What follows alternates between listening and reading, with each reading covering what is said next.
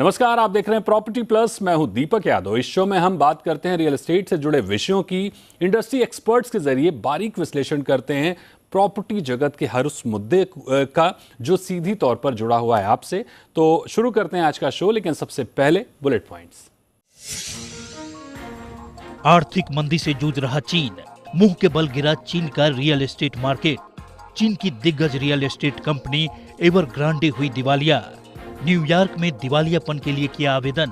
$300 billion के कर्ज तले दबी एवरग्रांडे 2021 में नहीं चुका पाई थी कर्ज। हांगकांग में लिस्ट एवरग्रांडे के शेयरों में मार्च 2022 से बंद है कारोबार। 2 साल में चीन की दूसरी सबसे बड़ी कंपनी एवरग्रांडे को हुआ $80 बिलियन का नुकसान। एवरग्रांडे, कंट्री गार्डन समेत तमाम चीनी रियल एस्टेट कंपनियां बुरे दौर से जूझ रही हैं। मुंबई में रिटेल लीज 14.5% से अधिक बढ़े। जनवरी से जून के बीच सालाना आधार पर mall, high street stand alone development में रिटेल लीज के मद्देनजर टॉप पर मुंबई। पिछले साल के मुकाबले इस छमाही में 2,10,000 वर्ग फीट हुई रिटेल लीजिंग। बीते साल में 1,80,000 वर्ग फीट का था आंकड़ा। होमवेयर एंड डिपार्टमेंट स्टोर में 20%, कंज्यूमर इलेक्ट्रॉनिक्स और फैशन एंड अपैरल में 17% हुई leasing. International property consultant CBRE ने जारी किए रिटेल लीजिंग के आंकड़े। रहने के लिहाज से देश में सबसे महंगा शहर बना मुंबई। दूसरे पायदान पर हैदराबाद, तो वहीं NCR का तीसरा नंबर। नाइट फ्रैंक इंडिया के अफोर्डेबिलिटी इंडेक्स के मुताबिक EMI टू इनकम रेशियो में मुंबई 55%, हैदराबाद 31% और NCR 30% पर काबिज है। बेंगलुरु और चेन्नई 28%, तो वहीं पुणे और कोलकाता में ये रेशियो 26% है। देश में प्रॉपर्टी के लिहाज से अहमदाबाद सबसे सस्ता शहर है। अहमदाबाद का EMI टू इनकम रेशियो 23% बना हुआ है। टॉप 7 शहरों में प्रॉपर्टी एप्रिसिएशन के मामले में लग्जरी सेगमेंट रहा सबसे ऊपर। 2018 से 2023 के दौरान 1.5 करोड़ से ऊपर के घरों में 24% का एप्रिसिएशन। मिड और प्रीमियम सेगमेंट में इस दौरान 18% बढ़ोतरी। 40 लाख तक कीमत वाले अफोर्डेबल हाउसिंग में दिखा 15% का एप्रिसिएशन। प्रॉपर्टी कंसल्टेंट एनारॉक की रिपोर्ट पर चर्चा। और अब बात करते हैं रियल ट्रेंड्स की। लग्जरी हाउसिंग में जबरदस्त डिमांड देखने को मिल रही है। देश के टॉप 7 शहरों में 2018 से ही लग्जरी हाउसिंग में औसत प्राइस 24% बढ़े हैं, तो वहीं अफोर्डेबल हाउसिंग के भाव में भी 15% की बढ़ोतरी दर्ज की गई है। शहरों की बात करें तो हैदराबाद में लग्जरी हाउसिंग में सबसे अधिक 42% का इजाफा देखने को मिला है। MMR और बेंगलुरु में 27% की बढ़ोतरी देखने को मिली है। तो एवरेज प्राइस में हुए एप्रिसिएशन क्या अनुमान के मुताबिक हो रहे हैं? ट्रिगर्स और चैलेंजेस क्या हैं? साथ ही दूसरे सेगमेंट में क्या स्थिति बन पा रही है, समझते हैं मार्केट एक्सपर्ट्स के साथ। हमारे साथ 2 खास मेहमान हैं। हमारे साथ हैं Prashant Thakur, director and research head Anarock. हमारे साथ आदित्य कुशवाहा हैं, CEO एक्सिस ई-कॉप। तो सबसे पहले प्रशांत सर आपके पास आएंगे और आपसे समझना चाहेंगे कि आपकी जो हालिया रिपोर्ट है, जो लग्जरी प्रॉपर्टी के भाव की बात कर रही है, एप्रिसिएशन की बात कर रही है, उसकी अहम बारीकियां क्या है? कौन सी ऐसी बातें हैं जिन पर हमें सबसे ज्यादा फोकस करने की जरूरत है? देखिए, हमने पैन इंडिया हमने ट्रैक किया लग्जरी, मिड और अफोर्डेबल सेगमेंट, और हमने देखा कि लग्जरी होम्स जिसको हमने 1.5 करोड़ से ऊपर क्लासिफाई किया है, उसमें औसतन 24% की बढ़ोतरी हुई है प्राइस में। घर जो 40 लाख से लेके 1.5 करोड़ के रेंज में थे, उसमें 18% की वृद्धि हुई है। और जो अफोर्डेबल सेगमेंट हो गया, जो 40 लाख से कम, उसमें 15% की वृद्धि हुई। तो मोटा मोटी अगर आप देखिए, प्राइस जो राइज हुआ अक्रॉस तीनों सेगमेंट हुए हैं। और अगर शहरों की बात करें तो हैदराबाद में सबसे ज्यादा प्राइस एप्रिसिएशन देखने को मिला है, जहां पे 1.5 करोड़ से ऊपर की प्रॉपर्टी की प्राइसेस 42% से बढ़ी है। और दूसरे और तीसरे नंबर पे बैंगलोर और MMR रहा है 27% के हिसाब से। और ये प्राइस एप्रिसिएशन हमने 2018 से लेके आज तक ट्रैक किया है। तो अगर आप ये देखें कि 4-4.5 साल में ये प्राइस एप्रिसिएशन, अगर आप ये भी फैक्टर इन करें कि बीच में कोविड का साल भी रहा है, उस हिसाब से मेरे ख्याल से ये काफी स्ट्रॉन्ग रिकवरी रही है प्राइस एप्रिसिएशन के मामले में। और इंडस्ट्री में ये ब्रॉड बेस्ड फिनोमेना देखा गया। ऐसा नहीं कि किसी एक शहर में प्राइस कम हुआ और बाकी में बढ़ा है। ये सातों शहर में बहुत एक अच्छा प्राइस अप्रिसिएशन देखने को मिला है, जो कि दर्शाता है कि मार्केट में बायर्स वापस आ रहे हैं और फंडामेंटल काफी स्ट्रांग है।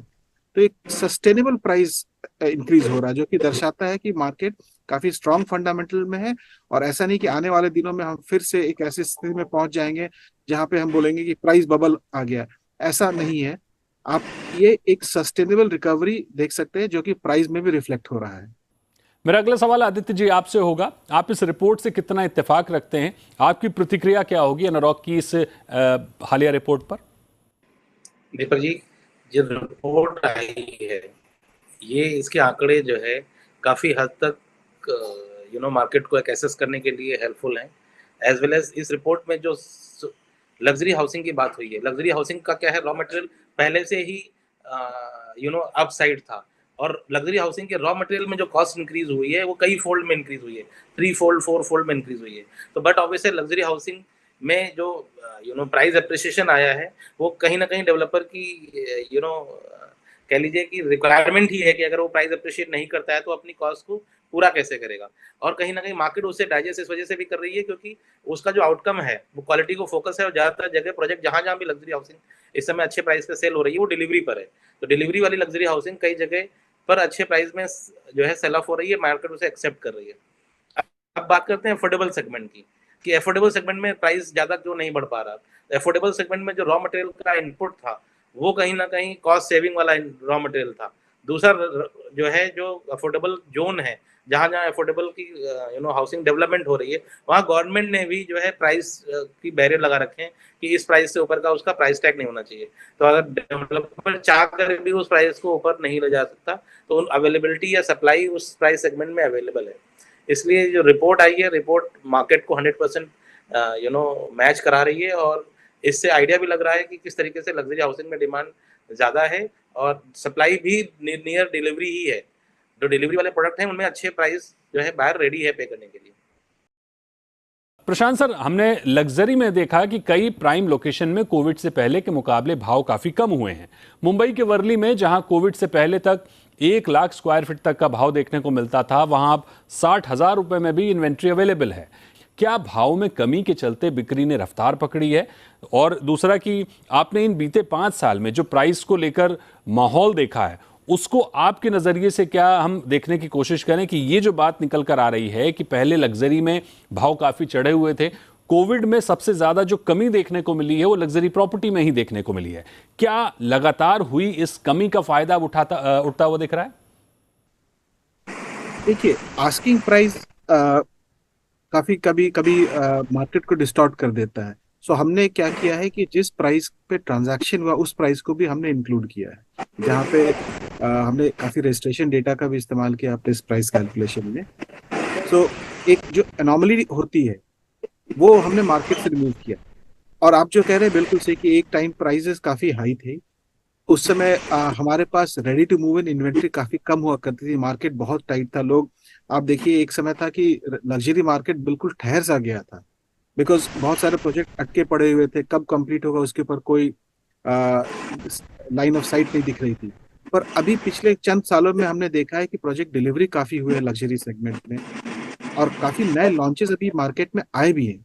प्लस अगर आप साउथ बॉम्बे की बात करें, काफी रीडेवलपमेंट में काफी सप्लाई आने आ रही है। तो ये जो सप्लाई डिमांड का जो एक एक मैट्रिक्स होता है वो प्ले करता है प्राइस डिटर्मिनेशन में। एक टाइम क्या था कि गुड वायबल स्टॉक कम थी लग्जरी में।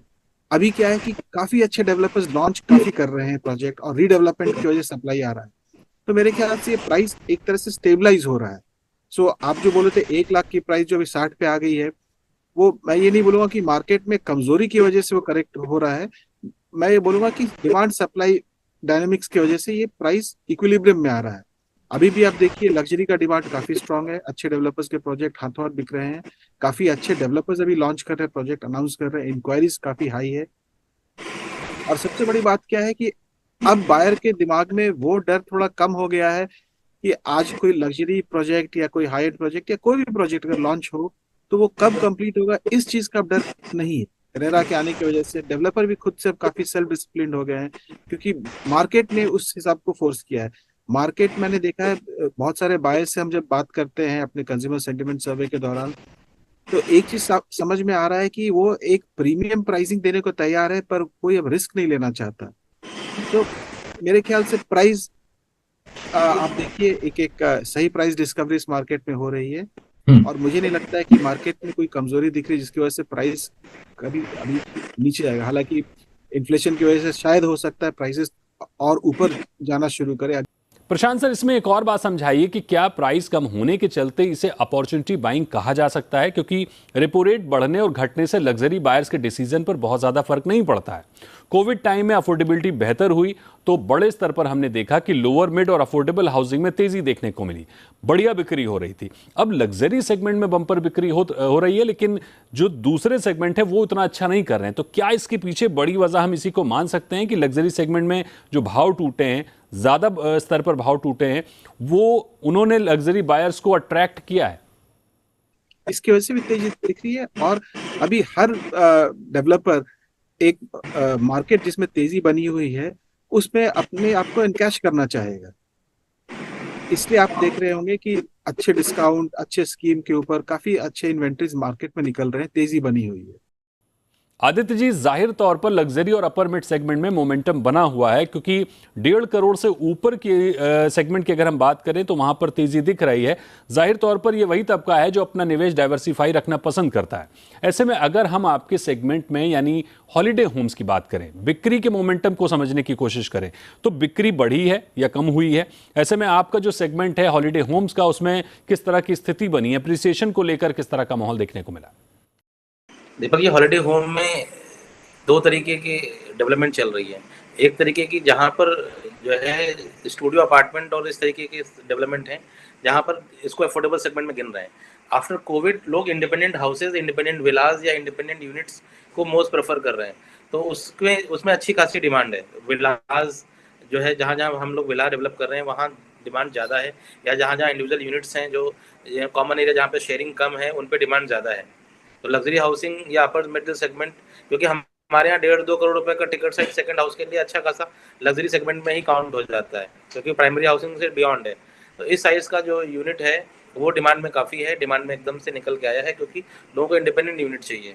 और अगर उससे एडवांटेज ये भी है कि उसमें फैसिलिटीज़ ज़्यादा बढ़ जाती हैं, इम्यूनिटीज़ ज़्यादा बढ़ जाती हैं, प्राइवेट स्पा, प्राइवेट पूल, इन सब का अपॉर्चुनिटीज़ वहाँ पर निकल के आ जाता है।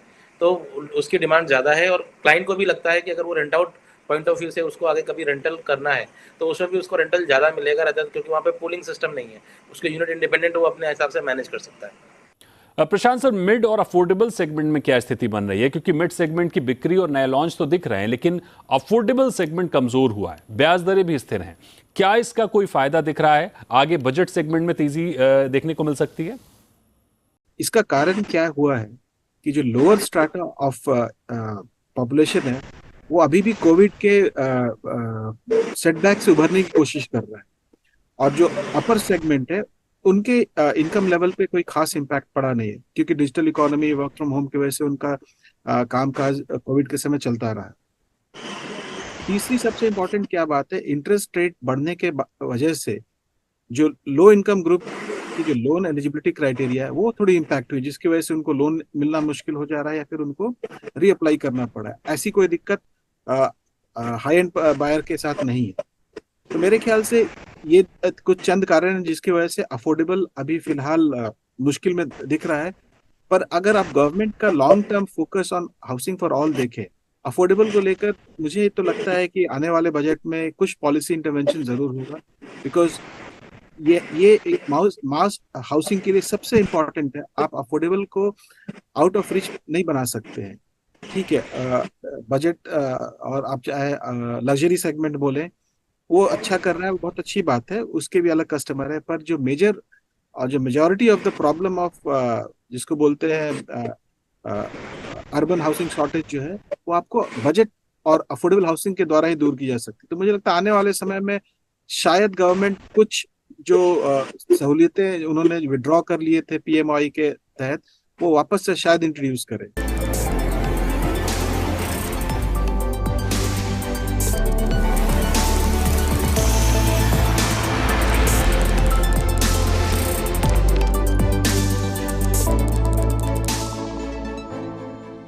आदित्य जी, आपसे सवाल ये होगा कि आप थीम बेस्ड प्रॉपर्टी में कदम रख चुके हैं। हम देख रहे हैं कि थीम बेस्ड प्रॉपर्टी का चलन भी तेजी से बढ़ा हुआ है।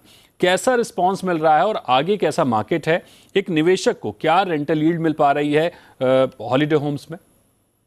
देखिए दीपक जी, पीछे कुछ दौर में लोगों ने एक अल्टरनेटिव इनकम का स्कोप स्टार्ट किया कि कोविड में लोगों को लगा कि एक अल्टरनेटिव इनकम होनी चाहिए, तो मेट्रो शहर से निकल के लोगों ने ऐसी जगह इन्वेस्टमेंट करना स्टार्ट किया जो कि टूरिस्ट लोकेशन है और जहाँ पर लोग जो है अल्टरनेटिव इनकम फेच कर सकें और जब उनके पास खुद समय हो तो वो वहाँ पे जाके स्पेंड कर सकें। तो ये मार्केट बहुत तेज़ी से उभर के आया। पहले शहर के कुछ चंद परिवार होते थे जिनके आउट हाउसेज या जो है फार्म हाउसेज शहर से बाहर हुआ करते थे या इस तरीके से हॉलिडे डेस्टिनेशन पे हुआ करती थी। अब यंगस्टर्स जिन्होंने कोविड में सीख लिया कि शहर के किसी भी कोने में या शहर से बाहर बैठ के ऑफिस के काम किए जा सकते हैं। टेक्नोलॉजी का जो है इनोवेशन कुछ इस तरीके से हुआ कि हमारी जो day to day operating life है या जो बिजनेस लाइफ है, ठीक है, उसको हम इजीली कहीं भी किसी भी डेस्टिनेशन से अगर वहाँ पर इंफ्रास्ट्रक्चर टेक्नोलॉजी वाइज अच्छा है तो वहाँ से हम डे टू डे ये सारी चीज़ें पूरी कर सकते हैं।